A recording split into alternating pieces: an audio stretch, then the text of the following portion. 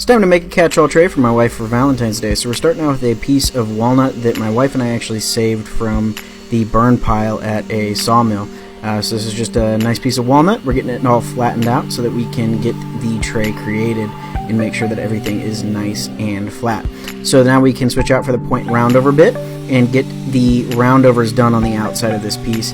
It's really nice to be able to do this on the CNC. It makes things a little bit easier and keeps things a lot more accurate, especially since this is a very thin-lipped piece around certain areas, making rounding over on a router table a little more difficult. So we're switching out for a bowl bit here. This is a 3/4 inch diameter bowl bit. There's a flat bottom on it.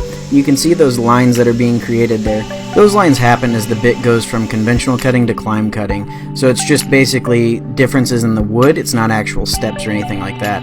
The bit creates a nice rounded profile at the bottom of it, and you can see I knew we were going to run into a knot here, so I put a piece of blue tape on the bottom of it just in case, so I can fill it with super glue without it worrying about it getting glued down to the actual CNC. So we're using some Starbond medium super glue with a bit of accelerator, and then we can take one final pass with the bowl bit.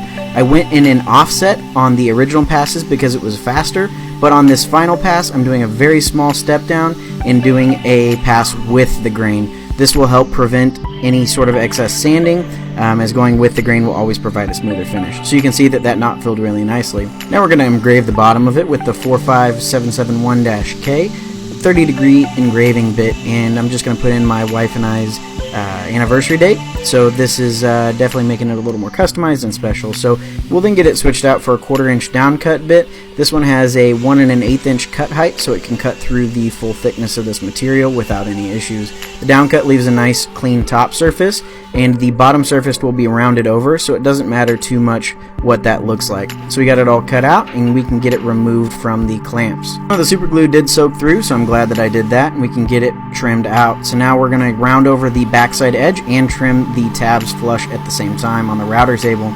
This is the 3/16 inch ball bearing mini roundover bit. You can see it fits in that 1/4 inch area where the profile was cut out. Not a whole lot of bits can do that, and leaves a really nice clean finish. So now using the Gator Micro Zip sanding pad with just a bit of 220 grit sandpaper, we can get it all sanded down, and using some compressed air you can see everything is ready to go. So my wife and I never give cards, we always write messages on pieces on the back, so that's what we're doing here, and then signing it, and then it's time to put finish on. I really like Formby's tongue oil for stuff like this. It's a great finish, super easy to apply, and it always looks really nice. So we can get it all buffed off, and I really love the matte finish that it always gives these pieces. So one little tip here, you can use some compressed air to blow out the finish from the engraved areas. That way you get a nice same luster throughout the whole piece. If you don't, it'll end up looking really shiny.